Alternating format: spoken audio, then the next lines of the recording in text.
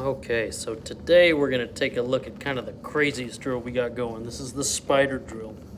We're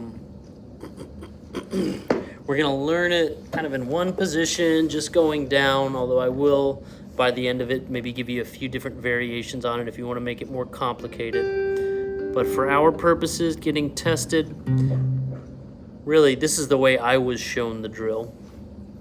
And yeah, I think this is really good. So this one is mostly for gaining independence in your fingers.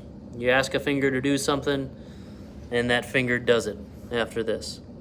So the main idea is we're kind of coupling fingers together. So 1 and 3 are always going to be on the same string, and 2 and 4 are going to be on the same string. Okay, 1 and 3, your odd numbered fingers, are going to go on the odd strings. 1 and 3 is going to be on the first string. It's going to end up on the 3rd and the 5th. 2 and 4, your even numbered fingers, are going to end up on the 2nd, 4th, and 6th strings. So here's what it's going to look like. You're going to start with 1 and 3. You're going to go 1, 3 on string 1. Then you're going to move down to string 2 and go 2, 4. Then you're going to kind of leapfrog those fingers and go 1, 3 on the 3rd string, 2, 4 on the 4th string, move to the 5th string with 1 and 3, and then to the 6th string with 2 and 4. So again, you're kind of grouping your fingers together, evens and odds together, and then they'll end up skipping a string every time you go down. So let me just go ahead and show you what that all looks like in one fluid motion. It goes 1, 3, 2, 4, 1, 3, 2, 4, 1, 3, 2, 4. Now, here's kind of the idea behind this. The main idea, yeah, we can all probably get our fingers to do the right thing eventually, but you're really doing it right, and it really starts kind of looking weird when you get the main idea, which is once they're all on there. So I'm going to put my 1 finger on there, my 3rd, then my 2nd and 4th. From here, I only move 1 finger at a time. I only move the finger that needs to move. So 1, independently of all the others, is going to come up here. Then 3, all by itself, is going to move here. Then I only move 2. Then I only move 4. Just 1, just 3, just 2, just 4. Okay? And that's when you kind of get this weird looking crawling motion.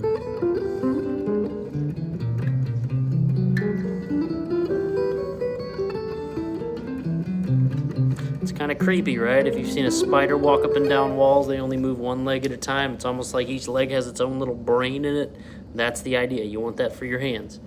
Yeah, and so I just showed you one of the variations on it. So get that down, and that's pretty much it. This is, again, not one that we necessarily want to do fast. We just want it done clean. You're gaining control of your fingers independently. Variations on it. One is going back up. We kind of do the same idea where we go 1 and 3, 2, 4, 1, 3, 2, 4. We don't totally reverse everything, but, and we start with our 1 finger on string 6. So we go 1, 3 on 6, 5, then we come up again. I move up a fret every time. You're gonna find that as you go up the strings, if this is something you want to do, again, you don't have to, you can just go down, it's fine. But if you want to make it more challenging, going up the strings is harder because it's a lot easier as you go up the strings to mute things that you're not trying to mute if you're not staying really, really on the tips of your fingers. You have to have very, very good form and stay right on the tips to not mute things that you're not trying to mute. It's really tricky. I found it a lot harder than going up. And then you can start pairing different fingers. So instead of going odds and evens, I can go 1, 2, and 3 and 4.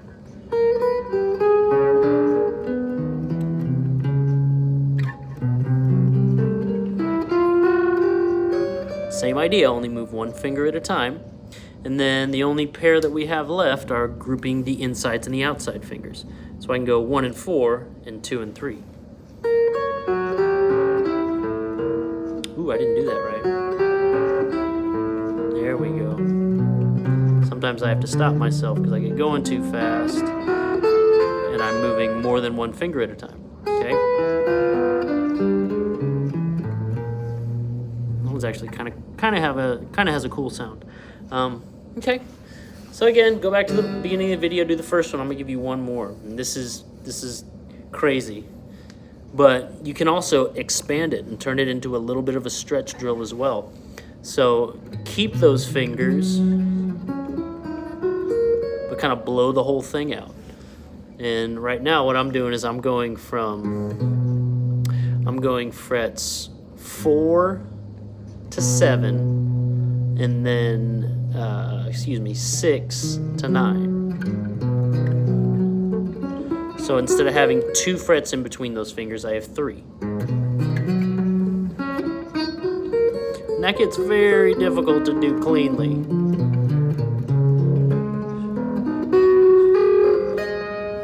That gets tricky, and then you can also do that with the other variations.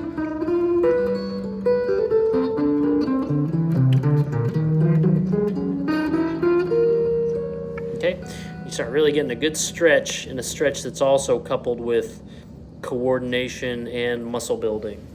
So that's a really good one. That's a good all-around warm-up that'll help you out in a lot of ways.